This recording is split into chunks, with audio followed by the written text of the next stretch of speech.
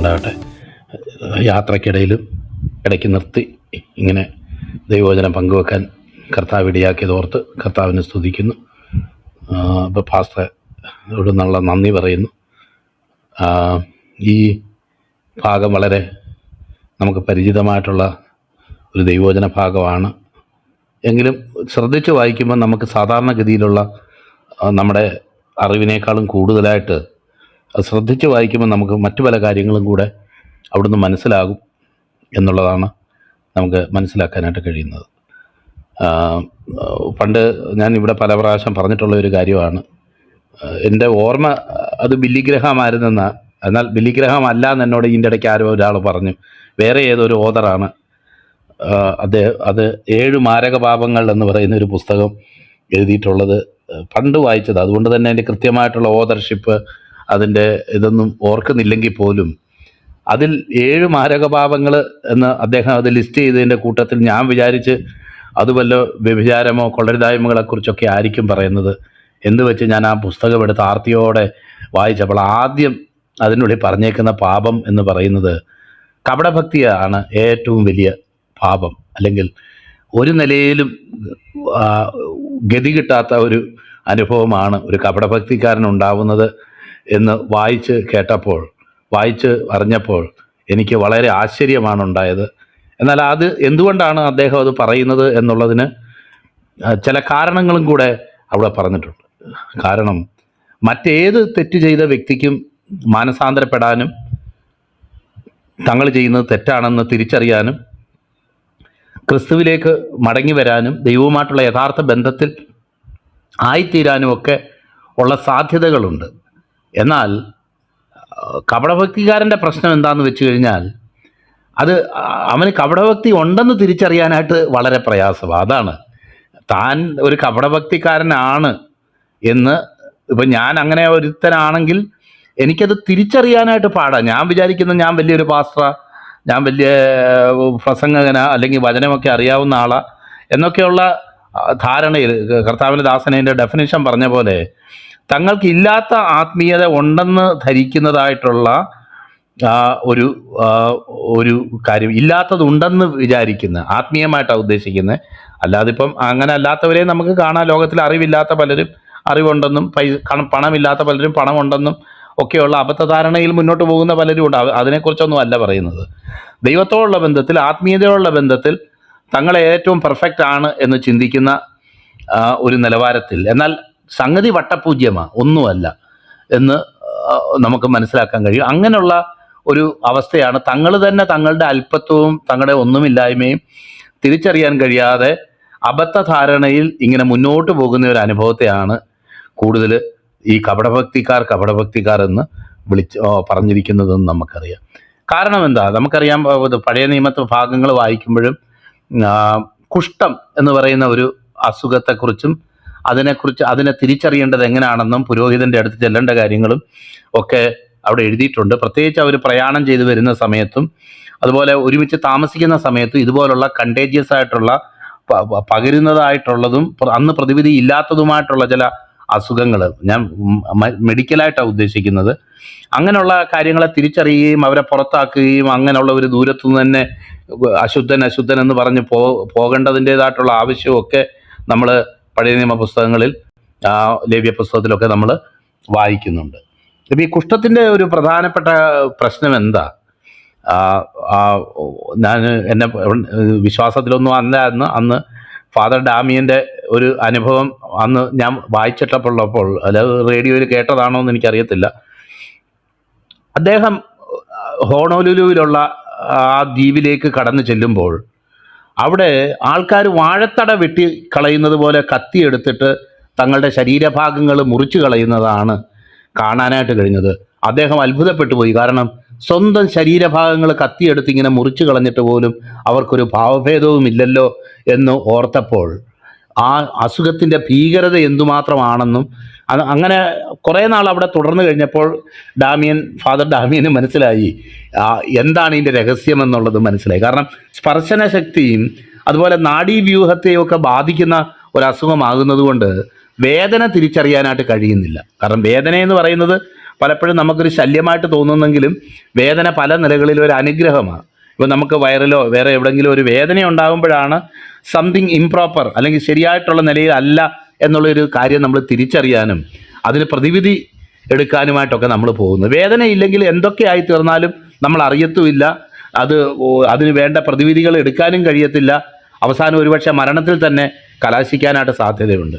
അപ്പോൾ വേദന ഇല്ലാതാകുക, തിരിച്ചറിവില്ലാതാകുക, സ്പർശനശക്തി ഇല്ലാതാകുക, ആ സെൻസിറ്റീവ്നെസ് ഇല്ലാതെ പോവുക, ഇതൊക്കെയാണ് കുഷ്ഠത്തിൻ്റെ ലക്ഷണം എന്ന് നമ്മൾക്ക് അറിയാമല്ലോ. എന്ന് പറയുന്നത് പോലെ തന്നെയാണ് ആത്മീയമായിട്ടുള്ളൊരു കുഷ്ഠമാണ് ഈ പറയുന്ന കപടഭക്തി എന്നുള്ളത്. തിരിച്ചറിയുമ്പോഴത്തേക്ക് തന്നെ നമ്മൾ വൈകിപ്പോയിരിക്കും. കാരണം ഞാൻ ശരിയാണെന്നും ഞാൻ ചെയ്യുന്നതൊക്കെ നീതിയുക്തമാണെന്നും ഞാൻ ശരിയായ നിലയിലാണ് പോകുന്നതെന്നും സ്വയം അങ്ങ് ധരിച്ച് വശായിത്തീരുക. 2 കൊരിന്ത്യർ ലേഖനം വായിക്കുമ്പം ചില ആൾക്കാരുടെ അവസ്ഥയെപ്പറ്റി അവിടെ പറയുന്നു, അവർ തങ്ങളോട് തന്നെ തങ്ങളെ ഉപമിക്കുകയും ചെയ്തത് കൊണ്ട് വകതിരിവുള്ളവരല്ല. അവരോട് തന്നെ അങ്ങ് ഉപമിച്ച്, അല്ലെങ്കിൽ അവരെക്കാളും വേഴ്സായിട്ടുള്ള ചില ആൾക്കാരോട് ഉപമിച്ച് തങ്ങളങ്ങ് കേമന്മാരാണെന്ന് വിചാരിക്കുന്നതല്ലാതെ ദൈവവചനത്തിൻ്റെ നിലവാരത്തോടോ സ്റ്റാൻഡേർഡിനോടോ അടുത്തു വരാനായിട്ട് ഇങ്ങനെയുള്ള പലർക്കും സാധിക്കുന്നില്ല എന്നുള്ളത് കൊണ്ട് തന്നെ, അല്ലെങ്കിൽ അതൊക്കെ പറഞ്ഞാലും ഇതൊക്കെ മറ്റുള്ളവർക്ക് വേണ്ടിയുള്ളതാണ്, എനിക്ക് വേണ്ടിയുള്ളതല്ല എന്നുള്ളൊരു ധാരണയിൽ ചിന്തിക്കുന്നത് കൊണ്ട് അവരുടെ കപടഭക്തിക്കൊരു വ്യതിയാനം ഉണ്ടാകുന്നില്ല, തിരിച്ചറിവ് ഉണ്ടാകുന്നില്ല. അതുകൊണ്ട് ഏറ്റവും മാരകമായ ഒരു പാപം ഏതാണെന്ന് ചോദിച്ചാൽ ആ ദൈവദാസൻ്റെ അഭിപ്രായം വെച്ച് കപടഭക്തിയാണ് ഏറ്റവും മാരകമായിട്ടുള്ള പാപം. അതിനേക്കാൾ വലിയൊരു തെറ്റില്ല. കാരണം മാനസാന്തരപ്പെടാനായിട്ട് വളരെ പ്രയാസമുള്ള ഒരു കാര്യമാണ് ഇത് എന്ന് പറഞ്ഞിട്ടുണ്ട്. നമുക്കതെന്നെ അറിയാമല്ലോ, നമ്മളൊക്കെ ആയിരിക്കുന്ന കൂട്ടായ്മകളിലും അതുപോലെ തന്നെ നമ്മളൊക്കെ കാണുന്ന ക്രിസ്തീയ സമൂഹത്തിലും ഇതര സമൂഹങ്ങളിലും ഒക്കെ ഇത്രമാത്രം കോൺഫിഡൻസോടുകൂടെ നിന്നിട്ട് മറ്റുള്ളവരെ വിധിക്കുകയും മറ്റുള്ളവരെ തള്ളിപ്പറയുകയും ഒക്കെ ചെയ്യുന്ന ആൾക്കാർ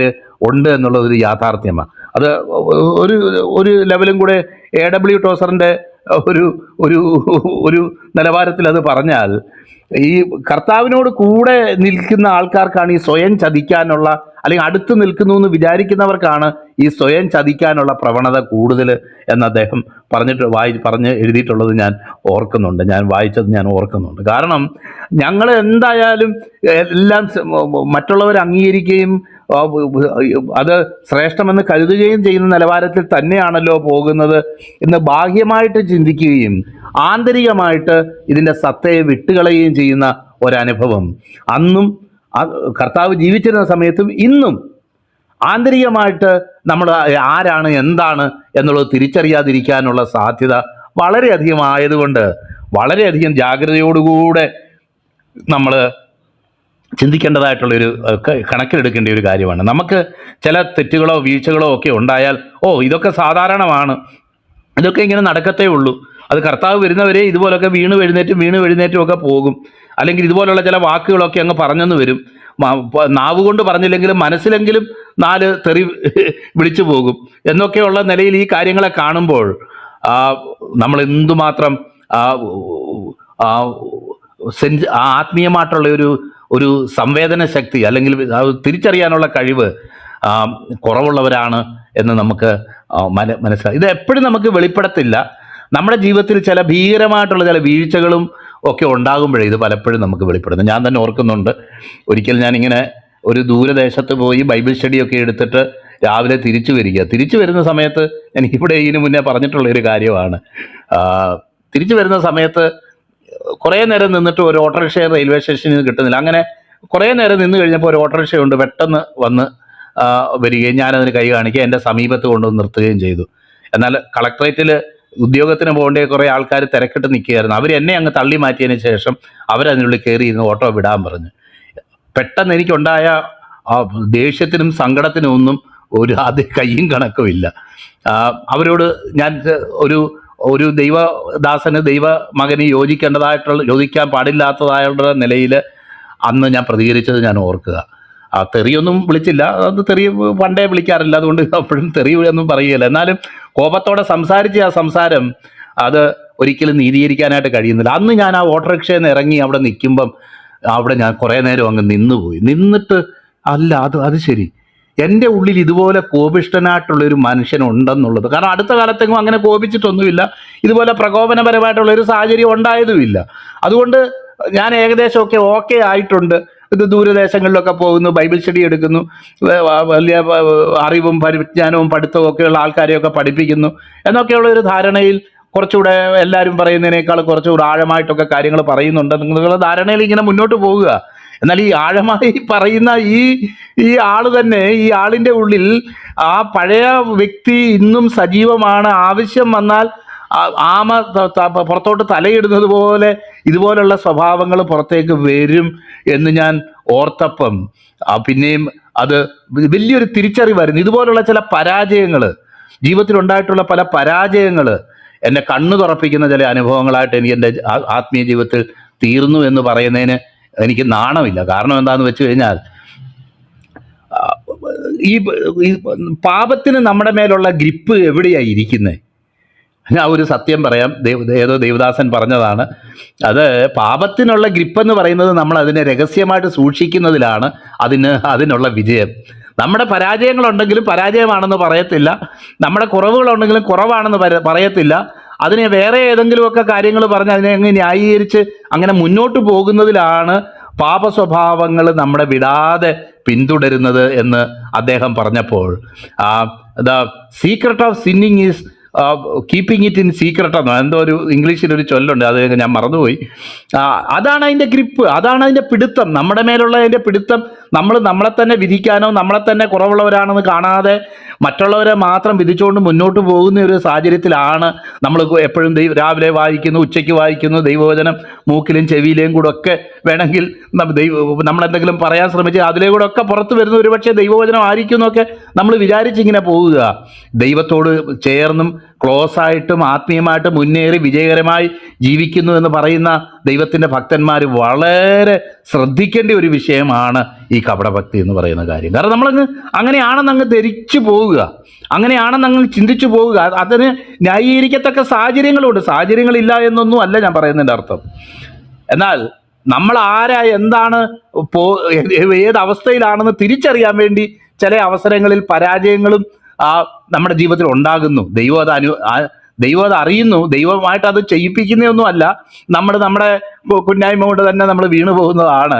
ഏതായാലും അത്തരം അനുഭവങ്ങൾക്കായിട്ടും ദൈവമേ, എൻ്റെ ജീവിതത്തിൽ ഇതുപോലൊരു കുറവുണ്ടെന്ന് മനസ്സിലാക്കാൻ നീ എന്നെ സഹായിച്ചല്ലോ. ഇല്ലെങ്കിൽ രാവിലെ ഉച്ചയ്ക്കും വൈകുന്നേരം ഒക്കെ പ്രസംഗിച്ച് നടക്കുന്നത് കൊണ്ട് ഞാനങ്ങ് സർവജ്ഞപീഠം കയറി ഞാനങ്ങ് ഏറ്റവും ഉന്നതിയിലെത്തി എന്ന് ചിന്തിച്ചു പോകാതെ ഇന്നും ആ ജഡീയമായിട്ടുള്ള ചിന്തകളും ആ അനുഭവങ്ങളും ആ ജഡമനുഷ്യൻ ഇന്നും എൻ്റെ ഉള്ളിലുണ്ട് എന്ന് തിരിച്ചറിയാനും ദൈവകൃപയിൽ ആശ്രയിക്കാനും കാരണം നമുക്കറിയാം, ക്രൂശിനോട് നമ്മൾ കൂടുതൽ അടുത്തു വരുന്തോറും നമ്മളിലുള്ള ഒന്നുമില്ലായ്മ വെളിപ്പെടാനായിട്ട് അത് ഇടയായിട്ട് തീരും എന്നുള്ളത് നമുക്ക് ദൈവവചനത്തിൽ നിന്ന് മൊത്തം മനസ്സിലാക്കാം. പ്രത്യേകിച്ച് 2 കൊരിന്ത്യർ ലേഖനം വായിക്കുമ്പം അവിടെ വായിക്കുന്നത് കേവലം അത് നമ്മുടെ പാപത്തിൽ വീഴുന്ന കാര്യങ്ങളെക്കുറിച്ചൊന്നും അല്ല അവിടെ പറയുന്നത്.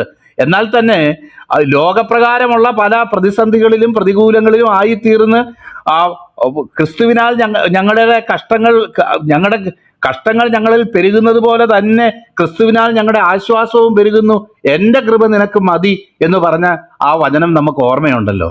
അപ്പം ഇതൊരു വലിയ ഒരു ആത്മീയ സത്യമാണ്, നമ്മൾ തിരിച്ചറിയേണ്ട കാര്യമാണ്. അത് നമ്മൾ ഇംഗ്ലീഷിൽ പറയുന്ന പോലെ ദ എയർലി ദ ബെറ്റർ എന്ന് പറഞ്ഞു കഴിഞ്ഞാൽ എത്ര നേരത്തെ അത് തിരിച്ചറിയുന്നോ അത്രയും നല്ലതാണ് നമുക്ക്. എത്ര നേരത്തെ നമ്മളത് തിരിച്ചറിയുന്നോ അത്രയും നല്ലതാണ് എന്നുള്ളതാണ് ഈ വിഷയത്തോടുള്ള ബന്ധത്തിൽ നമുക്ക് ചിന്തിക്കാനായിട്ടുള്ളത്. അത്രമാത്രം അപകടകരമായിട്ടുള്ള ഒരു സാഹചര്യമാണ്. പ്രത്യേകിച്ച് നമുക്കറിയാമല്ലോ, ഇന്ന് നമ്മൾ രക്ഷിക്കപ്പെട്ട് സ്നാനപ്പെട്ട് അഭിഷേകം പ്രാപിച്ചിരിക്കുന്നു എന്ന് പറയുന്ന സഹോദരങ്ങൾ തന്നെ ഏത് കാര്യത്തിലാണ് വിദഗ്ധരെന്ന് പറയുന്നത് കൂടുതലും തങ്ങൾ നീതിമാന്മാരെന്നുറച്ച് മറ്റുള്ളവരെ നിന്ദിക്കുന്നതിലും നിശ്ചയിക്കുന്നതിലും മറ്റുള്ളവരെ തരം താഴ്ത്തി സംസാരിക്കുന്നതിലും ഒക്കെയാണ് പലരും വിദഗ്ധർ. ആ കൃപയിൽ നിൽക്കുന്നവർക്ക് ഒരിക്കലും അങ്ങനെ ചെയ്യാനായിട്ട് കഴിയത്തില്ല. കാരണം ആത്മഭാരത്തോടുകൂടെ ആ വ്യക്തിക്ക് വേണ്ടി തെറ്റിലോ വീഴ്ചയിലോ ഒക്കെ ഉള്ളവരാണെങ്കിൽ തന്നെ ആത്മഭാരത്തോട് ആ വ്യക്തിയെ സമീപിക്കാനും പ്രാർത്ഥിക്കാനും സംസാരിക്കാനും ഒക്കെ ഇടയായിട്ട് തീരത്തുള്ളൂ. എന്ന് മാത്രമല്ല, നമ്മൾ രക്ഷിക്കപ്പെടുന്നതിന് മുന്നേ എന്തായിരുന്നു എന്നൊരു തിരിച്ചറിവ് എപ്പോഴും നമ്മുടെ മനസ്സിൽ വെക്കുന്നുണ്ടെങ്കിൽ ഒരിക്കലും നമുക്ക് മറ്റുള്ളവരെ തരം താഴ്ത്തി സംസാരിക്കാൻ കഴിയത്തില്ല. കാരണം രക്ഷിക്കപ്പെടാത്ത ഒരു വ്യക്തി, ദൈവത്തെ അറിയാത്ത ഒരു വ്യക്തി, അവൻ്റെ ജീവിതത്തിൽ സ്വാഭാവികമായിട്ട് അവൻ കടന്നു പോകുന്ന ചില സാഹചര്യങ്ങളിൽ അവൻ കർത്താവിനെ കൂടാതെ ഉള്ളവനാകുന്നത് കൊണ്ട് അവൻ ചില കാര്യങ്ങൾ നമ്മളുടെ കാഴ്ചപ്പാടനുസരിച്ചോ പറയുകയോ പ്രവർത്തിക്കുകയോ ചെയ്യാതിരിക്കുമ്പോൾ തന്നെ നമ്മളൊന്ന് തിരിഞ്ഞു നോക്കിയേച്ചാൽ മതി. നമ്മൾ ക്രിസ്തുവിനെ കൂടാതെ ഇരുന്നപ്പോൾ നമ്മൾ പറഞ്ഞുകൊണ്ടിരുന്ന വിവരക്കേടും നമ്മൾ ചെയ്തുകൊണ്ടിരുന്ന കാര്യങ്ങളും ഒക്കെ ഒന്ന് ചിന്തിച്ചു നോക്കിയാൽ മതി. താനെ ആത്മഭാരം വരും. രക്ഷിക്കപ്പെട്ടവരാണെങ്കിൽ താനേ വരും. കാരണം കർത്താവ് എൻ്റെ അത്രയൊന്നും അവൻ ചെയ്യുന്നില്ലല്ലോ. ഞാൻ പോലും എന്നുള്ള പല ചെറുപ്പക്കാരും പിന്നെ മക്കളും ആണെങ്കിൽ പോലും അവരുടെയൊക്കെ കാര്യങ്ങൾ ചിന്തിക്കുമ്പോൾ ഞാൻ ചിലപ്പോൾ ചിന്തിക്കും, കർത്താവേ, എന്നാലും അവരുടെ പ്രായത്തിൽ ഈ സമയത്ത് ഞാൻ ചെയ്തത്രയൊന്നും അല്ലെങ്കിൽ ഞാൻ ചിന്തിച്ചത്രയൊന്നും അവർ ചിന്തിച്ചിട്ടില്ലല്ലോ.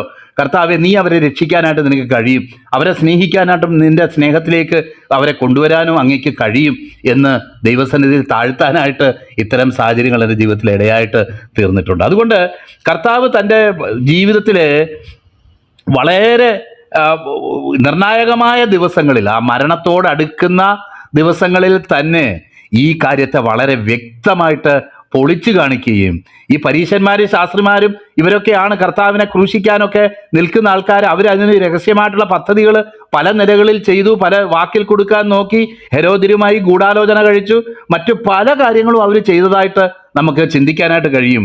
എന്നാൽ അതിനെയൊന്നും ഭയപ്പെടാതെ ഈ കപടഭക്തിയെ തുറന്നു കാണിച്ച്, ഈ കർമാചാരങ്ങളിൽ അധിഷ്ഠിതമായിട്ടുള്ളതും ആത്മീയമായിട്ടുള്ള അതിൻ്റെ അന്തസ്സത്ത വിട്ടുകളഞ്ഞ് ആത്മീയമായിട്ടുള്ള അതിൻ്റെ കാഴ്ചപ്പാട് വിട്ടുകളഞ്ഞിട്ടുള്ള ഈ ഒരു രീതിയെ കർത്താവ് പൊളിച്ചു കാണിക്കുന്ന ഒരു അനുഭവമാണ് നമുക്കിവിടെ കാണാൻ കഴിയുന്നത്. പ്രത്യേകിച്ച് അവരോട് ആരോടെങ്കിലും വ്യക്തിപരമായിട്ട് കർത്താവിന് എന്തെങ്കിലും വിരോധമുണ്ടായതുകൊണ്ടല്ല, അവരുടെ ആ പ്രവർത്തന രീതിയാണ്. അവർ പറയുന്നത് ചെയ്യുവിൻ, അവർ പ്രവർത്തിക്കുന്നത് പോലെ പ്രവർത്തിക്കരുത് എന്നുള്ളത് നമ്മൾ ഇന്നലെ ചിന്തിക്കാനായിട്ട് ഇടയായിട്ട് തീർന്നല്ലോ.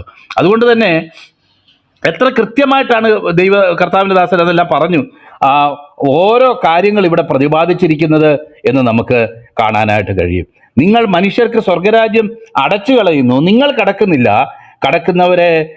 കടക്കുന്നവരെ കടപ്പാൻ സമ്മതിക്കുന്നുമില്ല. അപ്പോൾ ന്യായപ്രമാണവും പ്രവാചകന്മാരും ഒക്കെ എന്തായിരുന്നു എന്നുള്ളത് കഴിഞ്ഞ ദിവസം ആ കർത്താവ് പ്രസ്താവിക്കുന്നതായിട്ട് നമ്മൾ ചിന്തിക്കാനായിട്ട് ഇടയായിട്ട് തീർന്നു. അത് 2 കൽപ്പനകളിൽ ആ കാര്യങ്ങളെല്ലാം ഒതുക്കി. അതിൻ്റെ അർത്ഥം എന്താ? അങ്ങനെ ഒതുക്കി എന്ന് പറയുന്നതിൻ്റെ അർത്ഥം എന്താ? കാരണം ഈ ന്യായപ്രമാണവും പ്രവാചകന്മാരും ഒക്കെ ആചാരങ്ങളും കർമാനുഷ്ഠാനങ്ങളും സെറമോണിയലായിട്ടുള്ള കാര്യങ്ങളും ഒക്കെ വിരൽ ചൂണ്ടിയിരുന്നത് വരാനിരിക്കുന്ന ക്രിസ്തുവിലേക്കായിരുന്നു എന്നുള്ളതും, എന്നാൽ അതിൻ്റെ വ്യാഖ്യാനത്തിലും അതിൻ്റെ അപ്രോച്ചിലും സമീപനത്തിലും അവർക്ക് തെറ്റിപ്പോയതുകൊണ്ട് അവർ ക്രിസ്തുവിലേക്ക് വരികയല്ല ചെയ്തത്, ക്രിസ്തുവിൽ നിന്ന് അകന്നു പോകുന്ന ഒരു അനുഭവമാണ് അവർക്കുണ്ടായത് എന്നുള്ളത് നമുക്ക് മനസ്സിലാകും. ക്രിസ്തുവിൽ നിന്ന് അകന്നു പോവുകയും ആ കർത്താവ് അവരുടെ മധ്യത്തിൽ കടന്നു വന്നപ്പോൾ ആ കർത്താവിനെ തിരിച്ചറിയാനോ അംഗീകരിക്കാനോ അവരുടെ ഉള്ളിലൊക്കെ പല പല ചിന്തകൾ വരുന്നുണ്ട്. ഇവൻ മശീഹ ആയിരിക്കുമോ എന്നൊക്കെ ചിന്തിക്കുന്നുണ്ടെങ്കിലും അത് സമ്മതിച്ചു കൊടുക്കാനോ ഏറ്റെടുക്കാനോ കഴിയാതെ, കാരണം ബാഹ്യമായിട്ടുള്ള ചില കാര്യങ്ങൾ നോക്കുമ്പോൾ ശബ്ബത്ത് ആചരിക്കാത്തവൻ, കൈ കഴുകാതെ ഭക്ഷണം കഴിക്കുന്നവൻ, അല്ലെങ്കിൽ ഇതുപോലെ വേശ്യമാരുടെയും ചുങ്കക്കാരുടെയും പാപികളുടെയും കൂടെ പോയി ഭക്ഷണത്തിനിരിക്കുന്നവൻ, ഇങ്ങനെയൊക്കെയുള്ള പല തൊടിന്യായങ്ങൾ പറഞ്ഞ് എന്താണ് കർത്താവ് പറഞ്ഞതെന്നുള്ള ആ സാരാംശം മനസ്സിലാക്കാതെ കർത്താവിനെ ഔട്ട്റൈറ്റ് ആയിട്ട് തള്ളിക്കളയുന്ന ഒരു സാഹചര്യമാണ് നമുക്കവിടെ കാണാനായിട്ട് കഴിയുന്നത്. പ്രിയപ്പെട്ടവരെ, അപ്പോൾ നമുക്കറിയാം, ഞാൻ തന്നെ വഴിയും സത്യവും ജീവനുമാകുന്നു എന്ന് കർത്താവ് പറഞ്ഞപ്പോൾ ആ ക്രിസ്തുവാകുന്ന വഴിയിലേക്ക്, ആ സത്യത്തിലേക്ക്, ജീവനിലേക്ക് നടത്തപ്പെടുക എന്നുള്ളതാണ് ഈ ദൈവവചനത്തിൻ്റെ മൊത്തം ഒരു ഉദ്ദേശമെന്ന് നമുക്ക് മനസ്സിലാക്കാൻ കഴിയും. ആ ക്രിസ്തു എന്ന വഴിയിലേക്ക് ഒരു വ്യക്തി നടത്തപ്പെടുക. കാരണം പഴയ നിയമമാകട്ടെ പുതിയ നിയമമാകട്ടെ എന്താണ് അതിൻ്റെ പ്രതിപാദ്യ വിഷയം? അത് ക്രിസ്തുവാണ് ഈ ദൈവവചനത്തിൻ്റെ പ്രധാനപ്പെട്ട പ്രതിപാദ്യ വിഷയം. അല്ലാതെ ചില നിയമങ്ങൾ ചെയ്യണം ചെയ്യരുത് എന്നുള്ളതിനേക്കാൾ ഉപരിയായിട്ട് നമ്മൾ ഈ ദൈവവചനത്തെ ആദരിക്കുകയും പഴയ നിയമത്തെയും നമ്മൾ ഏറ്റെടുക്കുകയൊക്കെ ചെയ്യുന്നതിൻ്റെ കാര്യം, ക്രിസ്തു വരാൻ പോകുന്നു എന്ന് വാഗ്ദത്തം ചെയ്യപ്പെട്ട ദൈവവചനമാണത്, ക്രിസ്തുവാണ് അതിൻ്റെ കേന്ദ്ര വിഷയം എന്നുള്ളതാണ്. അതിനുശേഷമാണ് അന്ന് കൊടുത്തിരുന്ന കൽപ്പനകൾ, ആചാരങ്ങൾ, അതിനെക്കുറിച്ചൊക്കെ നമ്മൾ ചിന്തിക്കുക. ക്രിസ്തുവാണ് ഈ ദൈവവചനത്തിൻ്റെ മൊത്തം ഒരു ആകെത്തുക എന്ന് പറഞ്ഞാൽ ക്രിസ്തുവാണ്. എന്നാൽ അവർക്ക് ആ ക്രിസ്തുവിലേക്ക് കടന്നു വരാനായിട്ട് കഴിഞ്ഞില്ല എന്നുള്ളതും, അത് ഇതിനു മുന്നേ ഞാൻ പറഞ്ഞിട്ടുണ്ട്. നമുക്കറിയാം, ഇപ്പം ബൈബിൾ പ്രസംഗിക്കുമ്പോഴും ലോകപ്രകാരമുള്ള ഒരു ആശയം പ്രസംഗിക്കുമ്പോഴും ഇപ്പം ഒരു സയൻസിലുള്ള ഒരു സംഗതി പഠിപ്പിക്കുകയൊക്കെ ചെയ്യുമ്പോൾ നമുക്കറിയാം എന്താണ് നമ്മളതുകൊണ്ട് ഉദ്ദേശിക്കുന്നത്. ഞാൻ കുറേ നാൾ ഫിസിക്സ് ട്യൂഷനൊക്കെ എടുത്തിട്ടുണ്ട്. അപ്പോൾ ഇങ്ങനെ എൻട്രൻസിനൊക്കെ പോകുന്ന പിള്ളേർക്ക് ഇവർക്കൊക്കെ കോച്ചിങ് ഒക്കെ എടുത്ത്. അപ്പം നമ്മുടെ മനസ്സിലൊരാശയം ഉണ്ടെങ്കിൽ ആ ആശയം അവതരിപ്പിക്കാൻ വേണ്ടിയിട്ടുള്ള ഒരു അടിസ്ഥാനപരമായിട്ടുള്ളൊരു സാഹചര്യമാണ് നമ്മൾ ആദ്യം സൃഷ്ടിക്കുന്നത്. ചില ഉദാഹരണങ്ങൾ പറയും, അല്ലെങ്കിൽ ചില കാര്യങ്ങളിലേക്ക് അവർക്ക് തന്നെ അറിയാവുന്ന ചില കാര്യങ്ങളിലേക്ക് അവരുടെ ശ്രദ്ധയെ കൊണ്ടുപോകും. അതിനുശേഷമാണ് ഈ പ്രധാനപ്പെട്ട സത്യം എന്താണെന്നുള്ളത് നമ്മളവിടെ പഠിപ്പിക്കുന്നത്. നമ്മൾ ആത്മീയമായിട്ടുള്ള കാര്യങ്ങളിലും അതുപോലെ തന്നെയാണ് ചെയ്യുന്നത്. അപ്പോൾ അങ്ങനെ പഠിപ്പിക്കേണ്ടതിന് പകരം, ക്രിസ്തുവിലേക്ക് ഇത് എത്തിക്കേണ്ടതിന് പകരം, വ്യാഖ്യാനം പിഴച്ചു പോയതുകൊണ്ട്, അവരുടെ ഒബ്സർവേഷൻ പിഴച്ചു പോയതുകൊണ്ട് ബാഹ്യമായ കാര്യങ്ങൾക്ക് പ്രാധാന്യം കൊടുക്കുകയും ആന്തരികമായിട്ട് എന്താണ് ഉദ്ദേശിക്കുന്നത് എന്ന് മനസ്സിലാക്കാതിരിക്കുകയും ചെയ്യുന്നത് കൊണ്ട് അവർ തെറ്റിപ്പോയി എന്നുള്ളത് നമുക്ക് കാണാം. എന്താണ് ഹ്യൂമൻ സെൻട്രിക്കൻ ആൻഡ് ഗോഡ് സെൻട്രിക് ആയിട്ടുള്ള രണ്ട് സംഗതികളാണ് നമുക്ക് ഈ കപടഭക്തി എന്നുള്ള നിലയിൽ നമുക്ക് ഇന്നലെ ഇന്നും ഒക്കെ ചിന്തിക്കാൻ കഴിയുന്നത്. അത് ദൈവകേന്ദ്രീകൃതമായിട്ട് ദൈവനാമ മഹത്വത്തിന് വേണ്ടി ഉള്ള ഒരു കാര്യമാണെങ്കിൽ അതിൻ്റെ ലക്ഷണങ്ങൾ എന്തൊക്കെയാണ്? അത് കേവലം മനുഷ്യനെ കേന്ദ്രീകരിച്ചുകൊണ്ട്, മനുഷ്യനെ ശ്രേഷ്ഠനാക്കിക്കൊണ്ട്, മനുഷ്യൻ ചെയ്യുന്ന ചില പ്രവൃത്തികളെയൊക്കെ ഐഡിയലൈസ് ചെയ്തുകൊണ്ട്, മനുഷ്യൻ്റെ മാനുഷികമായിട്ടുള്ള ഒരു കാഴ്ചപ്പാടിലാണെങ്കിൽ എന്തൊക്കെ മനുഷ്യൻ ചെയ്യും എന്നുള്ളത് കർത്താവ് പറയുന്നതായിട്ടാണ് എനിക്കത് വായിച്ചപ്പം മനസ്സിലാക്കാനായിട്ട് കഴിഞ്ഞത്. കാരണം നമുക്കറിയാമല്ലോ, നമ്മളൊക്കെ ഫേസ്ബുക്കിലും അവിടെ ഇവിടെയൊക്കെ കണ്ടിട്ടുള്ള ഒരു ആഹാരം കൊണ്ടുവച്ച് പ്രാർത്ഥിച്ചു പ്രാർത്ഥന നീണ്ടു പോയപ്പം മറ്റേ വിശന്നവൻ എന്ത് ചെയ്തു? ഇത് എടുത്ത് കഴിച്ചേച്ച് കൈ കഴുകിയിട്ട് വന്നിട്ട് ഇവിടെ പ്രാർത്ഥന തീർന്നിട്ടില്ല എന്ന് പറഞ്ഞതുപോലെ, നീ രഹസ്യ ദൈവദാസൻ ഒരു കാരണം പറഞ്ഞല്ലോ, വളരെ നല്ല ശരിയായ കാരണമാണ് പറഞ്ഞത്. കാരണം രഹസ്യ പ്രാർത്ഥനയില്ല, മറ്റുള്ളവർ കാണാനുള്ള പ്രാർത്ഥനയാണ് കൂടുതൽ ചെയ്യുന്നത്. കാരണം രഹസ്യത്തിൽ ഒരു 5 മിനിറ്റോ 10 മിനിറ്റോ ഒരു അരമണിക്കൂറോ പ്രാർത്ഥിക്കുന്ന ഒരു വ്യക്തിക്ക് ഇങ്ങനെ വിശദീകരിച്ച് പറയേണ്ട ആവശ്യമില്ല. ഞാൻ ഇന്നും എൻ്റെ ജീവിതത്തിൽ ഓർക്കുന്നുണ്ട്, ഞാൻ പെട്ടെന്ന് പഠിച്ചുകൊണ്ടിരുന്നപ്പോൾ ഒരു സൈക്കിളും എടുത്ത് ഞാനും എൻ്റെ സുഹൃത്തും കൂടെ ഒരു സ്ഥലത്ത് പോയി. അങ്ങനെ പോകുന്ന വഴിയിൽ വലിയൊരു മഴ വരികയും ഞങ്ങൾ അന്നേരം ഒരു ബസ് സ്റ്റോപ്പിൽ കയറി നിൽക്കാനായിട്ട് ഇടയായിട്ട് തീർന്നു. അങ്ങനെ ആ വഴി അങ്ങനെ നിൽക്കുമ്പം ഒരു ദൈവദാസനും കൂടെ അവിടെ കടന്നു വന്നു. അത് ഞങ്ങളോട് പരിചയപ്പെട്ടു, ഇതുപോലെ ഇവിടെ പഠിക്കുന്നവരാണെന്നൊക്കെ പറഞ്ഞ് വളരെ താല്പര്യമായി. എന്നാൽ മഴ തീർന്നു, എന്നാൽ പിന്നെ നമുക്ക് പോകാം, എന്നാൽ ഉപദേശി ഒരു വാക്ക് പ്രാർത്ഥിച്ചാട്ടെ എന്ന് പറഞ്ഞപ്പോൾ മഴ ചെറുതായിട്ട് ചാർന്നുകൊണ്ട് അദ്ദേഹം ദൈവത്തിനൊരു 3-4 മൾട്ടിപ്പിൾ ചോയ്സ് അവിടെ വെച്ചു. കർത്താവെ, ഒന്നുകിൽ ഈ സഹോദരങ്ങൾക്കൊരു ബസ്സോ അല്ലെങ്കിൽ അതുപോലുള്ള എന്തെങ്കിലും മഴ നനയാതെ പോകാനുള്ള സൗകര്യം കൊടുക്കണമേ, അല്ല കർത്താവെ നിനക്ക് മഴ വേണമെങ്കിൽ നിർത്താം. ഇതുപോലുള്ള ഒരു 3-4 ഓപ്ഷൻ വെച്ചിട്ട് പ്രാർത്ഥിക്കുക, ദൈവത്തോട് ഇതൊക്കെ പറയുക. കർത്താവെ, you can choose one among this, ഇതിൽ ഒരെണ്ണം ഞാൻ എൻ്റെ ആയുസ്സിൽ അതുപോലൊരു പ്രാർത്ഥന അതിന് മുമ്പും അതിന് ശേഷവും ഞാൻ കേട്ടിട്ടില്ല, ആത്മാർത്ഥമായി. കാരണം ദൈവത്തെ പഠിപ്പിക്കാനും ദൈവത്തെ കാര്യങ്ങൾ ധരിപ്പിക്കാനും ഒക്കെ നമ്മുടെ മനുഷ്യബുദ്ധിയിൽ ശ്രമിക്കുന്ന ഒരു ശ്രമം പലപ്പോഴും പല പ്രാർത്ഥനകളിലും നമുക്ക് കാണാനായിട്ട് കഴിയും. ഇവിടെ പറയുന്നത് അടച്ചു കളയുന്നു, പരീശന്മാരുമായുള്ളവരെ ഹാ കഷ്ടം, നിങ്ങൾ വിവിധവന്മാരുടെ വീടുകളെ വിഴുങ്ങുകയും ഉപായരൂപേണ ദീർഘമായി പ്രാർത്ഥിക്കുകയും ചെയ്യുന്നു. ഉപായരൂപേണ എന്നുള്ളത് അത് അണ്ടർലൈൻ ചെയ്യേണ്ടതായിട്ടുള്ള കാര്യമാണ്. ദീർഘമായി പ്രാർത്ഥിക്കുകയും ഉപായരൂപേണ ദീർഘമായി പ്രാർത്ഥിക്കുകയും ചെയ്യുന്നു. പരീശന്മാരുമായുള്ളവരെ നിങ്ങൾക്ക് വിവിധവന്മാരുടെ വീടുകളെ വിഴുങ്ങുകയും എന്ന് കർത്താവ് അവിടെ പറഞ്ഞത്. അത് നമുക്കറിയാമല്ലോ എന്തുദ്ദേശത്തോടു കൂടെയാണ് എന്നുള്ളത് നമുക്ക് അവിടെ എഴുതിയിട്ടില്ല. എന്നാൽ എന്തുദ്ദേശത്തോടെ ആകാം, സാമ്പത്തികമോ അല്ല മറ്റു പല നിലകളിലുള്ള ഇതോ ഒക്കെ ഉദ്ദേശിച്ചാകാം, നമുക്കറിയാം. അങ്ങനെ ദൈവത്തെ അല്ല അവർ വിശ്വസിക്കുന്നത്. അവരിതൊക്കെ അവതരിപ്പിക്കുന്നതിലൂടെ മാനുഷികമായിട്ടുള്ള ഒരു പ്രയോജനമോ നേട്ടമോ ഒക്കെയാണ് അവർ പ്രതീക്ഷിക്കുന്നത്. ദീർഘമായി പ്രാർത്ഥിക്കുകയും ചെയ്യുന്നു. ഇത് ഹേതുവായി നിങ്ങൾക്ക് കടുപ്പമേറിയ ശിക്ഷാവിധി വരും എന്നും, തുടർന്ന് അതാണ് എനിക്ക് ഏറ്റവും അവിടെ നിങ്ങളൊരുത്തന് ആ കാലത്ത് നമുക്കറിയാമല്ലോ, കർത്താവ് ജീവിച്ചിരുന്ന കാലത്ത് തന്നെ, അതുപോലെ അപ്പോസ്തലന്മാരുള്ളപ്പോഴും എത്യോപ്യരാജ്ഞിയുടെ ഷണ്ണന്, അതുപോലെ ശതാധിപന്, കൊർന്നല്യോസ്, ഇവരുടെയൊക്കെ കാര്യം. അപ്പോൾ യഹൂദ മതാനുസാരികളായിട്ടുള്ളവർ, അവർ ഒരുപക്ഷെ യഹൂദന്മാർ ചെയ്യുന്ന എല്ലാ കർമാചാരങ്ങളും ചെയ്യത്തില്ല, എന്നാൽ അവർ പറയുന്ന ഈ ഏകസത്യ ദൈവത്തിൽ വിശ്വാസമാണ്. അവരവിടെയുള്ള പെരുന്നാളുകൾക്കോ ശബ്ബത്തിനോ ഇതുപോലുള്ള കാര്യങ്ങൾക്കൊക്കെ കടന്നു വരും. എന്നാൽ പലരും പരിച്ഛേദനയേറ്റവരോ അങ്ങനെയൊന്നും ഉള്ളവരായിരുന്നില്ല എന്നുള്ളത് നമുക്കറിയാം. ഇതിൽ അട്രാക്റ്റഡ് ആയിട്ട് ഈ ദൈവത്തിൽ വിശ്വസിച്ചുകൊണ്ടിരുന്ന ആൾക്കാർ, പല ആൾക്കാരും യഹൂദന്മാരായിട്ട് തീർന്നതായിട്ടും നമുക്ക് മനസ്സിലാക്കാനായിട്ട് കഴിയും. നോക്കിയാട്ടെ, അപ്പോൾ അങ്ങനെയുള്ളവർ വളരെ താല്പര്യത്തോടുകൂടെ ഇതിലേക്ക് കടന്നു വരികയാണ്.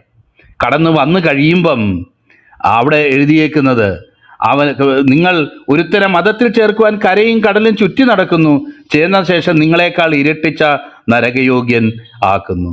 പ്രിയപ്പെട്ടവരെ, അന്ന് യഹൂദന്മാരെ പറ്റി അത് പറഞ്ഞെങ്കിൽ ഇന്ന് ക്രിസ്തീയ മാർഗത്തിലും നമുക്ക് നോക്കുമ്പോൾ, വിശേഷിച്ച് പല ക്രിസ്തീയ സാഹചര്യങ്ങളും കടന്നു വരുമ്പോൾ, കർത്താവ് പറഞ്ഞതോ അപ്പോസ്തലന്മാർ ഉപദേശിച്ചതോ ആയ കാര്യമല്ല.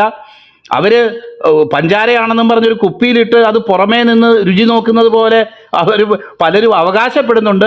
അപ്പോസ്തോലികമാണ് സഭ, അപ്പോസ്തോലിക ഉപദേശമാണ്, അങ്ങനെയൊക്കെ അവർ പറയുന്നുണ്ട്. എന്നാൽ അതിൽ അപ്പോസ്തോലികം പോയിട്ട് അത് ഒരു ശരിയായിട്ടുള്ള മാനുഷികമായിട്ടുള്ള ഒരു ബുദ്ധി പോലും അത് തൊട്ടു തീണ്ടിയിട്ടില്ല എന്നുള്ളതും, ദൈവവചനം അനുഷ്ഠിക്കുന്നു എന്ന് അവർ പറയുന്നതല്ലാതെ ദൈവവചനത്തിന് 5 അയിലത്തത് വരുന്നില്ല എന്നുള്ളത് നമുക്കറിയാമല്ലോ. എന്നാൽ പറയുമ്പം അയ്യോ ഞങ്ങൾ അപ്പോസ്തോലികം എന്ന് പറഞ്ഞു കഴിഞ്ഞാൽ എന്താ ഈ ഉദ്ദേശിക്കുന്ന അപ്പോസ്തോലികം എന്ന് പറയുന്നത് കൊണ്ട്? എൻ്റെ ഉപദേശത്തിൽ നിങ്ങൾ നിലനിന്നാൽ നിങ്ങളുടെ ശിഷ്യന്മാരായി, നിങ്ങൾ സത്യം അറിയുകയും സത്യം നിങ്ങളെ സ്വതന്ത്രമാക്കുകയും ചെയ്യും. അതുപോലെ തൻ്റെ ഭക്തന്മാർ അപ്പോസ്തലന്മാർ പറഞ്ഞ ആ വചനങ്ങളെ ഓർത്തുകൊള്ളുവീൻ, അവയിൽ നടക്കാൻ പറഞ്ഞിട്ട് ആ ദൈവവചനത്തെ ഒന്നും അനുസരിക്കാനോ ഏറ്റെടുക്കാനോ കഴിയാതെ ഞങ്ങൾ ഈശോ മശിഹ ശരിക്കും നേരിട്ട് സ്ഥാപിച്ച ഇതിലൊക്കെ അംഗങ്ങളാണ് എന്ന് പറയുകയും, അതുപോലെ തന്നെ അങ്ങനെ അല്ലാത്തവരും അത് അവരുടെ ജീവിതത്തിൽ അനുഷ്ഠിക്കാൻ കഴിയാതെ തങ്ങളെ തന്നെ ഒന്ന് തിരിഞ്ഞു നോക്കാനോ, അവർ നോക്കുമ്പോൾ ശരിയോ ഉപദേശി അങ്ങനെ, അടുത്തിരിക്കുന്ന ആളങ്ങനെ, ഇന്ന ആളങ്ങനെ, നമ്മളിപ്പോൾ അത് ഓക്കെ ഇത്രയൊക്കെ പറ്റുകയുള്ളൂ എന്ന് പറയുകയും അതിൽ കൂടുതലുള്ള പറഞ്ഞു കഴിഞ്ഞാൽ അവരെ അതിവിശുദ്ധൻ എന്ന് പറഞ്ഞ് കളിയാക്കുകയും ചെയ്യും. നിങ്ങൾക്ക് അറിയാത്തത് കൊണ്ട് ഞാൻ പറയുക, ഈ കഴിഞ്ഞ ദിവസം ചില റൂമിൽ കടന്നു ചെന്നപ്പം ഇവിടെ ഒരു അതിവിശുദ്ധൻ വന്നിട്ടുണ്ട്, അദ്ദേഹം ദയവായി ഇറങ്ങിപ്പോകണം.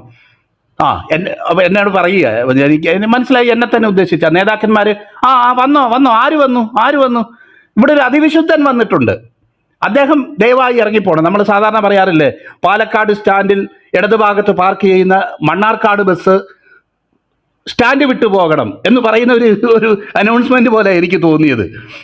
അപ്പോൾ ഇതുപോലൊക്കെ പറയുന്നതിനും ചെയ്യുന്നതിനും ഒരു നാണമില്ലെന്നുള്ളതും, ഇതുപോലൊക്കെ ദൈവവചനം പറയുകയും യാഥാർത്ഥ്യം പറയുകയും ചെയ്യുന്നവരെ അധിക്ഷേപിക്കുകയും പരസ്യമായിട്ട് അത്ര ആൾക്കാരിരിക്കുന്ന റൂമിൽ നിന്ന്, ഇന്നലെയോ ഇന്നോ സംഭവിച്ച കാര്യമല്ല, 2 പ്രാവശ്യം ഈ ക്ലബ് ഹൗസിൻ്റെ വേദികളിൽ എനിക്ക് സംഭവിച്ച ഒരു കാര്യമാണ് ഞാൻ പറയുന്നത്. അതുകൊണ്ട് എന്നെ ഇപ്പോൾ പിങ് ചെയ്ത് വിളിച്ചാലും ഞാൻ അതിവിശുദ്ധനാണെങ്കിൽ പിന്നെ അവർ അശുദ്ധനാണെന്ന് അവർ തന്നെ പറയുകയല്ലേ, പിന്നെ ഞാൻ എന്നാത്തിന് ആ മീറ്റിങ്ങിന് പോകുന്നത്?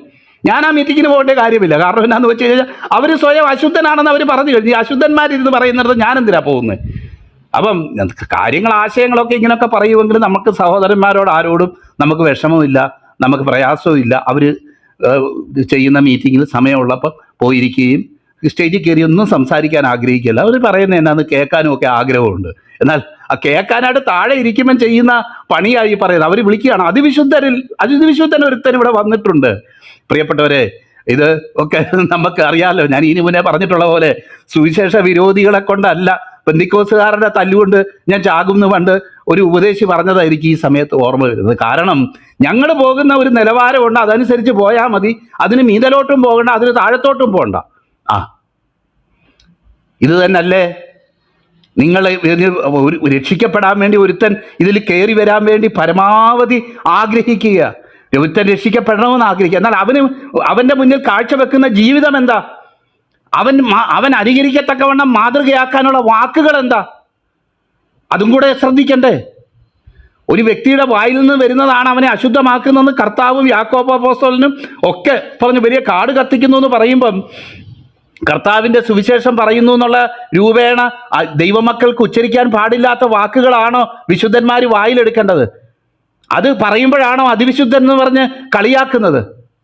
അതിവിശുദ്ധന്മാരെ, നിങ്ങളുടെ ഒരു ബഹുമാനവും ഞങ്ങൾക്ക് വേണ്ട. എനിക്ക് അയച്ച മെസ്സേജാണ്, എനിക്ക് ബാക്ക് ചാനലിൽ അയച്ച മെസ്സേജ്. അതിവിശുദ്ധന്മാരെ, നിങ്ങളുടെ ഒരു സ്നേഹവും ആദരവും ഞങ്ങൾക്ക് വേണ്ട. ശരി, നിങ്ങൾക്ക് തരുന്നില്ല.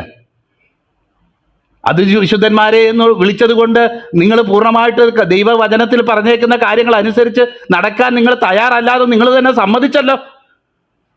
നിങ്ങൾ മാനസാന്തരപ്പെടണമെന്നാണ് എനിക്ക് പറയാനുള്ളത്. ആരായിക്കോട്ടെ, എത്ര വലിയവനായിക്കോട്ടെ ചെറിയവനായിക്കോട്ടെ, ഏത് വലിയ അപ്പോളജിസ്റ്റ് ആയിക്കോട്ടെ, ആരും ആയിക്കൊള്ളട്ടെ, നിങ്ങൾ മാനസാന്തരപ്പെടണം. മാനസാന്തരപ്പെട്ടില്ലെങ്കിൽ അത് തക്കവണ്ണം ദൈവം നിങ്ങളുടെ ജീവിതത്തിൽ ചില രീതികളിൽ ദൈവം പ്രവർത്തിക്കും എന്ന് തന്നെയാണ് എനിക്ക് പറയാനായിട്ടുള്ളത്.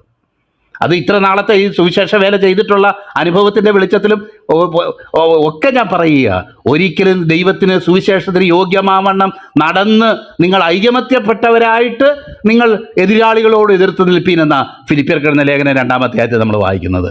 നിങ്ങൾ സുവിശേഷത്തിന് യോഗ്യമാവണ്ണം നടന്നുകൊണ്ടാണ് നമ്മൾ പ്രതികാരം ചെയ്യേണ്ടത്, നമ്മളത് തെളിയിക്കേണ്ടത്. നിങ്ങളിലുള്ള നന്മയെക്കുറിച്ച് പലരും തിന്മയായി അത് പറയുകയും ചെയ്യുന്തോറും നിങ്ങളുടെ നടപ്പ് അവരുടെ ഇടയിൽ നന്നായിരിക്കട്ടെ എന്ന പത്രോസ്ലിയുടെ ലേഖനത്തിൽ നമ്മൾ വായിക്കുന്നത്. പ്രിയപ്പെട്ടവരെ, അല്ലാതെ ഭീഷണിപ്പെടുത്തുന്നതിനോട് ഭീഷണി പറയുകയും അതുപോലെ ശകാരിക്കുന്നതോട് ശകാരിക്കുകയും ചെയ്തിട്ടല്ല എന്നുള്ളത് സത്യമാണ്. പ്രിയപ്പെട്ട, അത് തിരിച്ചറിയാനും എൻ്റെ ജീവിതത്തിൽ ഒരു സമയം എടുത്തു. അതുകൊണ്ട് തന്നെ എൻ്റെ പ്രിയ സഹോദരങ്ങളും അത് തിരിച്ചറിയും എന്നുള്ളത് കൊണ്ട് ഞാൻ ദൈവസേനയിൽ അവർക്ക് വേണ്ടി പ്രാർത്ഥിക്കുക. പ്രിയപ്പെട്ടവരെ, സമയം മുന്നോട്ട് പോകുന്നല്ലോ, നോക്കിയാട്ടെ. ഒരുത്തനെ കരയും കടലും കടന്ന് ഒരുത്തനെ ഇതിലേക്ക് കൊണ്ടുവരികയും തുടർന്ന് ചേർന്ന ശേഷം അവനെ നിങ്ങളെക്കാൾ ഇരട്ടിച്ച നരകയോഗ്യനാക്കുന്നു. പല പുതിയ സഹോദരങ്ങളും ഇവിടെ ബൈബിൾ സ്റ്റഡിക്കൊക്കെ കടന്നു വന്നുകൊണ്ടിരുന്നത് ഞാൻ ഓർക്കുന്നുണ്ട്. ഇപ്പോൾ വരുന്നില്ല. ഇപ്പോൾ അവരെ നോക്കിയാൽ ഈ പറയുന്ന സ്ഥലങ്ങളിലൊക്കെ ഇരിക്കുന്ന കാണാം. അവരുടെ വിചാരം ഇങ്ങനെയൊക്കെ പറയുന്നതാണ്, ജീവിതത്തിന് രൂപാന്തരമില്ലാതെ, പറയുന്ന വാക്കുകൾക്ക് വ്യത്യാസമില്ലാതെ ഇങ്ങനെയൊക്കെ പറയുന്നതാണ് ആത്മീയതയുടെ കൊടുമുടി എന്നവർ ധരിച്ച് അവിടെ പോയി ഇരിക്കുക. എന്തു മാതൃകയാണ് കാണിച്ചു കൊടുക്കുന്നത്? ആത്മീയമായിട്ടുള്ള ഒരുവൻ ക്രിസ്തുവിലായാൽ പുതിയ സൃഷ്ടിയാകുന്നു, പഴയത് കഴിഞ്ഞുപോയി, സകലവും പുതുതായി തീർന്നിരിക്കുന്നു എന്നുള്ള സുവിശേഷമല്ലാതെ വേറെ എന്തോ സുവിശേഷമാണ് പറയാനുള്ളത്? നോക്കിയാട്ടെ, അതൊക്കെ ഒരു ദൈവാത്മാവിൻ്റെ നിയോഗത്തിലും നടത്തിപ്പിലും ഞാനിതൊക്കെ പറയുന്നതേ ഉള്ളൂ. നോക്കിയാട്ടെ, മന്ദിരത്തെ ചൊല്ലി സത്യം ചെയ്യുക ഏതുമില്ല, മന്ദിരത്തിലെ സ്വർണത്തെ ചൊല്ലി സത്യം ചെയ്യുന്നവനോ കടക്കാരനാകുന്നു എന്ന് പറയുന്ന ഭാഗം ദേവദാസൻ ഓൾറെഡി വിശദീകരിച്ച് കഴിഞ്ഞു. കാരണം അവരുടെ ചില കൺസെപ്റ്റുകൾ, കുരുടന്മാരായ വഴികാട്ടികളെ എന്നൊക്കെ വിളിക്കുമ്പം അവിടെ പറയുന്ന ചില കൺസെപ്റ്റുകളെ കുറിച്ചാണ് പറഞ്ഞേക്കുന്നത്. കാരണം സ്വർണമാണോ വലുത് അതോ ആലയമാണോ വലുത്? ആലയത്തിലുള്ളതിനെക്കുറിച്ച് ഒരു വ്യക്തി സത്യം ചെയ്താൽ അവൻ കടക്കാരനാകുന്നില്ലെന്നും, ആ സ്വർണത്തെ ചൊല്ലി സത്യം ചെയ്താൽ അവൻ കടക്കാരനായിട്ട് തീരുന്നു എന്നും പറയുന്നതായിട്ടുള്ള അവരുടെ രീതി. അതുപോലെ തന്നെ തുടർന്ന് പറയുന്ന ഭാഗങ്ങളൊക്കെ നമുക്ക് ഓർമ്മയുണ്ടല്ലോ. ഞാൻ പ്രത്യേകിച്ച് എടുത്ത് പറയുകയില്ല. കാരണം ഒരു പ്രത്യേക നിലയിലുള്ള ചില ഉപദേശങ്ങൾ ഉണ്ടാക്കി വെക്കുക, പ്രത്യേക നിലയിലുള്ള വചനത്തിൽ അടിസ്ഥാനമില്ലാത്ത ചില കാര്യങ്ങൾ, അല്ലെങ്കിൽ പലതിലും ലോജിക്ക് അപ്ലൈ ചെയ്യുമെങ്കിലും ലോജിക്ക് അപ്ലൈ ചെയ്യാത്ത ഒരു നിലയിൽ കാര്യങ്ങളെ കൊണ്ടുവന്ന് വെക്കുക.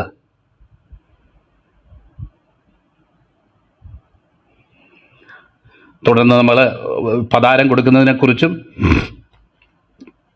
അപ്രധാനമായ കാര്യങ്ങൾക്ക് പ്രാധാന്യം കൊടുക്കുക. അത് ഇന്നും നമ്മുടെ ആത്മീയ ജീവിതത്തിലുള്ള ഗോളത്തിലുള്ള ഒരു വലിയ പ്രശ്നം. അപ്രധാനമായ കാര്യങ്ങളെക്കുറിച്ച് വിശദമായിട്ട് സംസാരിക്കും, പ്രധാനപ്പെട്ട കാര്യങ്ങളെക്കുറിച്ച് സംസാരിക്കത്തില്ല. പ്രധാനപ്പെട്ട കാര്യങ്ങളെക്കുറിച്ച് സംസാരിക്കത്തില്ല. കൊതുകിനെ അരിച്ചെടുക്കുകയും ഒട്ടകത്തെ വിഴുങ്ങിക്കളയുകയും ചെയ്യുന്നത് അത് നമ്മൾ കഴിഞ്ഞ ദിവസങ്ങളിൽ പറഞ്ഞതാണ്. മാത്രമല്ല, പുറമെ രൂപത്തിൽ വലിയ മറ്റുള്ളവരുടെ മുന്നിൽ അപ്പിയർ ചെയ്യുന്നതിനെക്കുറിച്ച് വലിയ ഇതായിട്ട് ചിന്തിക്കുകയും എന്നാൽ ആന്തരികമായിട്ടുള്ള വിശുദ്ധിയെ വിട്ടുകളയുകയും ചെയ്യുന്നതായിട്ടുള്ള അനുഭവം കപടഭക്തിയുടെ വേറൊരു ലക്ഷണമാണ് പറയുന്നത്. എന്ന് മാത്രമല്ല, ഞങ്ങൾ ആ പ്രവാചകന്മാർ ജീവിച്ചിരുന്ന കാലത്ത് ജീവിച്ചിരുന്നെങ്കിൽ ഞങ്ങൾ ഇങ്ങനൊന്നും ആകത്തില്ലായിരുന്നു എന്ന് പറഞ്ഞുകൊണ്ട് പ്രവാചകന്മാരുടെയും അവരുടെയൊക്കെ കല്ലറകളെ വെള്ളയടിക്കുകയാണ് ചെയ്യുന്നത്. എന്നാൽ ഇപ്പം ചെയ്തുകൊണ്ടിരിക്കുന്നത് എന്താ? ഇതാ ഇവിടെ പ്രവാചകന്മാരിലും യോനയിലും ശലോമോനിലും വലിയവൻ, അനേകർ കേട്ടിട്ട് കേൾക്കാൻ ആഗ്രഹിച്ചത് കേൾക്കാൻ കഴിയാതെ പോയ ആ ശരിയായിട്ടുള്ള ക്രിസ്തുവിൻ്റെ വചനങ്ങൾ, ഇതാ ശരിയായ വെളിച്ചം. യോഹന്നാൻ സുവിശേഷം വെളിച്ച ലോകത്തിൽ വന്നിട്ടും വെളിച്ചത്തെക്കാൾ അധികം ഇരുളിനെ സ്നേഹിച്ചത് തന്നെ. ന്യായവിധി എന്നതോ കാണുന്നവർ കാണാനും കാണാതിരിക്കുന്നവർ കാണാനും കാണുന്നവർ കാണാതിരിക്കാനും, അങ്ങനെ ഞാൻ ന്യായവിധിക്കായിട്ട് ലോകത്തിൽ വന്നു. 9-ാം അധ്യായം യോഹന്നാനിൽ നമ്മൾ വായിക്കുന്നത് നമുക്കവിടെ കാണാമല്ലോ. അപ്പോൾ നിങ്ങൾക്ക് പാപമില്ലായിരുന്നു, കാണുന്നു എന്ന് നിങ്ങൾ പറയുന്നത് കൊണ്ട്, കുരുടന്മാരായിരുന്നിട്ടും കാണുന്നു എന്ന് നിങ്ങൾ പറയുന്നത് കൊണ്ട് നിങ്ങൾക്ക് ന്യായവിധി നിലനിൽക്കുന്നു എന്ന് കർത്താവ് പറഞ്ഞ വാക്കുകൾ നമുക്ക് ഓർമ്മയുണ്ടല്ലോ. പ്രിയപ്പെട്ടവരെ, നമ്മുടെ ജീവിതത്തിൽ അവർ പ്രവാചകന്മാരെക്കാളും വലിയവനെ ക്രൂശിക്കാനും കൊല്ലാനും ഗൂഢാലോചന നടത്തുന്ന സമയത്ത് അവർ കാണുന്നത് ആ പെസഹയുടെ സമയത്ത് ഇതൊക്കെ വെള്ളയടിച്ച് ഒക്കെ വെച്ചേക്കുക. അവരോടുള്ള ബഹുമാനം കൊണ്ടല്ലോ ദൈവദാസൻ അത് പറഞ്ഞല്ലോ. അവരശുദ്ധരായിട്ട് തീരാതിരിക്കാൻ വേണ്ടിയാന്ന് ഉള്ളത് പറഞ്ഞല്ലോ. അപ്പം എന്നിട്ട് പറയാം, ഞങ്ങളുണ്ടായിരുന്നെങ്കിൽ അന്ന് ഇങ്ങനൊന്നും ചെയ്യത്തില്ലായിരുന്നു. അതിനേക്കാൾ വലുതാണ് അവരിപ്പോൾ ചെയ്തുകൊണ്ടിരിക്കുന്നത്. അതിനേക്കാൾ വലുതാ അവരിപ്പോൾ ചെയ്തുകൊണ്ടിരിക്കുന്നത്. എന്നിട്ടാണ് ഈ കാര്യങ്ങൾ പറയുന്നത്. ആത്മീയമായിട്ടുള്ള തിരിച്ചറിവ്, ദൈവവചനത്തിൻ്റെ ഉദ്ദേശം, ദൈവവചനം എന്താണ് ഉദ്ദേശിക്കുന്നത്, ദൈവത്തിൽ നിന്നുള്ള ഒരു വെളിപ്പാട് ഈ ദിവസങ്ങളിൽ നമ്മുടെ ഹൃദയങ്ങളിൽ അത് നിറഞ്ഞില്ലെങ്കിൽ പ്രിയപ്പെട്ടവരെ, നമുക്കും ഇങ്ങനെ തന്നെ നമ്മളായി പോകും. യാതൊരു സംശയവുമില്ല. ഈ ദിവസങ്ങളിൽ ആത്മീയമായിട്ട് വകതിരിവുള്ളവരായിട്ട് ജീവിക്കാനായിട്ട് എന്നെയും ഞാൻ സമർപ്പിക്കുക. കാരണം ആർക്കും ആത്മീയ ജീവിതത്തിൻ്റെ ഏത് സ്റ്റേജിലും സംഭവിക്കാവുന്ന ഒരു അപകടം തന്നെയാണിത്. അത് യാതൊരു സംശയവുമില്ല. അതിൽ നിന്ന് എക്സംഷനായിട്ട് എനിക്ക് വേറെ ആരെയോ പറയാനായിട്ട് കഴിയത്തില്ല. കർത്താവ് നമുക്ക് ആ വകതിരിവ് നൽകട്ടെ എന്ന് പ്രാർത്ഥിച്ചുകൊണ്ട് ഞാൻ എൻ്റെ വാക്കുകളിൽ നിന്ന് വിരമിക്കുന്നു.